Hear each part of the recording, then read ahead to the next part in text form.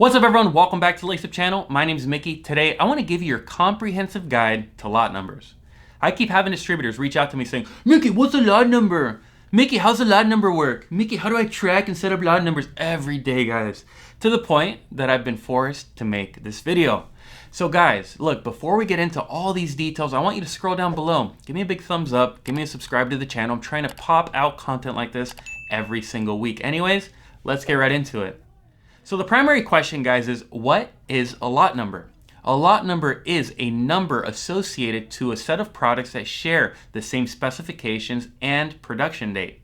So for example, let's say that today you're a manufacturer of vitamin C's, little tablets that come in little bottles. And for today's production, you produce 1,000 cases of vitamin C. Well, guess what? That 1,000 cases shared today's production date, and they shared the common raw materials to make those 1,000 bottles. So they shared the same orange flavoring, they shared the same vitamin C powder, they shared all the same ingredients. And you mix those ingredients to produce those 1,000 cases.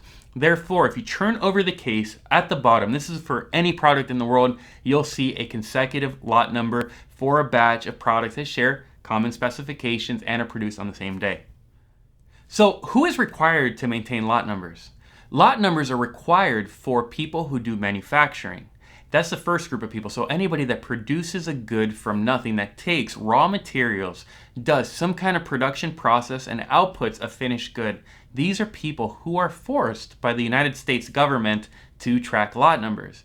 As a matter of fact, I've got some of the biggest dairy distributors in the world, and the government really puts their finger down on top of them whenever it's traceability time. So for example, I've got the largest dairy distributor, manufacturer and distributor in Las Vegas, and these guys, every so often they have an inspector come in, and the inspector makes them show what's your production, right? What lot numbers were produced, what's on hand, what's out on orders, right? What's on the trucks. They need that level of detail because in the event of a recall, let's say there's a listeria breakout, which is a bacteria in one of their ice cream containers or one of their ice cream flavors. They need to be able to look up the lot number of that production to be able to report it so that all of the stores are able to go out to the displays, grab that lot number so that the customer, the end customer, doesn't get sick. So guys, who, again, tracks lot numbers? Mostly manufacturers, and then there's a second group. Basically, it's distributors who have a direct partnership with the manufacturer, and the manufacturer forces the distributor to track the lot numbers for them. These are the two people that have to track lot numbers primarily. So guys, where do lot numbers actually come from? Normally, all of these manufacturers, they have a system in place, and for each set of products, they've designed a number. Normally, that number has a prefix of some kind, followed by a set of consecutive numbers.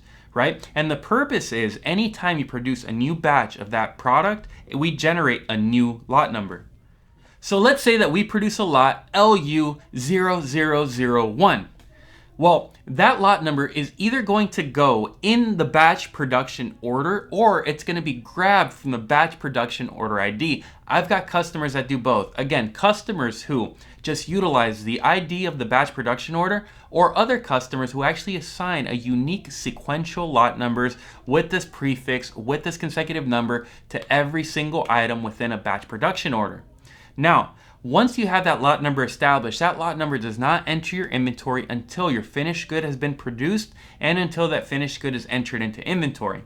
Once that finished good comes in, you're going to do something called a receipt of goods, some kind of a receipt. Different ERP systems call them different things, but normally they're called a receipt of goods and an item receipt.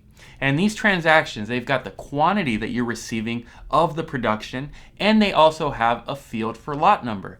That is where a good system will carry over the number assigned in the batch production order to your receipt of goods, or you may have to type it in by hand. So you might have to go LU0001 save. The moment that transaction is saved, your inventory by that lot number is going to go up, which means that now you have full traceability of that item within your warehouse, which means that when you pick that item to fulfill an order, you know what's going to happen? You're going to know which item you put on which order. So this is a good segue into how a lot number is accounted for. Guys, lot numbers, in addition to being placed on the item receipt, they are placed, and I have all the transactions written down, they're placed on sales orders, invoices, credits or credit memos, item receipts, which we just talked about, cycle counts, transfer orders, anything that moves inventory in or out of your warehouse or within your warehouse from one bin to another requires you to maintain that lot number. Why? Again, you need to know with a certain degree of specificity that a lot number left the warehouse and went to a certain customer. Well, you can't know that if you don't maintain a system that knows or that tells you where a lot is within your warehouse. So let me give you an example. Let's say that I produce 1,000 bottles of vitamin C, and all of a sudden I receive an order for 100 bottles of vitamin C.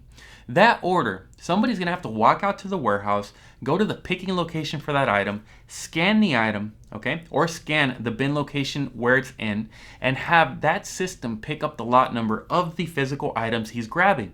Why? Because that lot number is going to be assigned from that bin to the order, which means that on the order that's gonna go get delivered to the customer, there is a lot number associated for that vitamin C bottle. And in return, what that entails is if there is a recall, you go back to your accounting system or to your warehouse management system, and all you have to do is look up the lot number, and it's going to show you all of the invoices that have that lot number, which means that those customers can go out to the freezers, to the displays, and pull out the product so that when you go on the following visit, you can do a credit and credit those products out and swap them out for a new product that does not have the issue. So now you guys know what a lot number is, how it works, how to generate one. The next most important thing to know is what happens with your inventory when you have an expired lot number.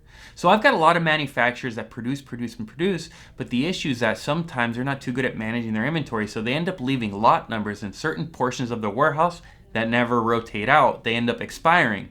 So when you have an expired lot number, you should still be able to itemize that and account for that in your inventory, but it should not be part of your available. So for instance, if 900 bottles of my vitamin C goes bad, I should still see it as part of my on hand, but I should not see it as part of my available. The only reason you want to see it as part of your on hand is because you need to account for in your balance sheet for those 900 bottles or 900 cases, right? The moment that you disappear that expired lot, then that's no longer accounted for. So the way that you would want to do this, if a lot number does become expired, is you want to do a cycle count against that lot number. And you want to change the quantity on hand for that lot number from 900 to 0. Your accounting system should do an adjustment for the 900 times its bill of materials cost to adjust your balance sheet. So that it does an adjustment of both the inventory and dollars on your balance sheet. So guys, just know if the lot number is expired, it should be on your on hand. It should not be on your available. So guys, I hope that video helped you further understand lot numbers. If you enjoyed the video, give me a big thumbs up.